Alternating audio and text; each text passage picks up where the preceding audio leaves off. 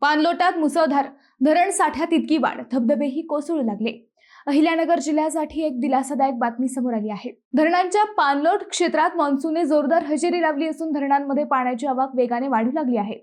सह्याद्रीच्या डोंगर रांगांमधून आता छोटे मोठे धबधबेही कोसळू लागल्याने निसर्ग पुन्हा एकदा बहरला आहे.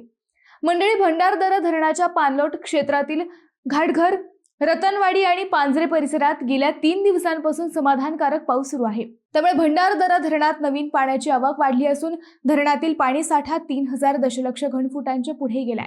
कळसुबाई परिसरातही पावसाचे सातत्य कायम आहे. त्यामुळे प्रवरेची उपनदी असलेली कृष्णवंती नदी प्रवाही झाली आहे.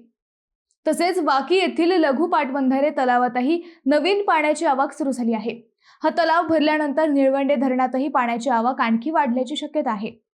सध्या भंडारदरा धरणात सुमारे 27%, निळवंडे धरणात 18%, मुळा धरणात जवळपास 25%, तर आढळा धरणात 34%हून अधिक पाणीसाठा उपलब्ध आहे.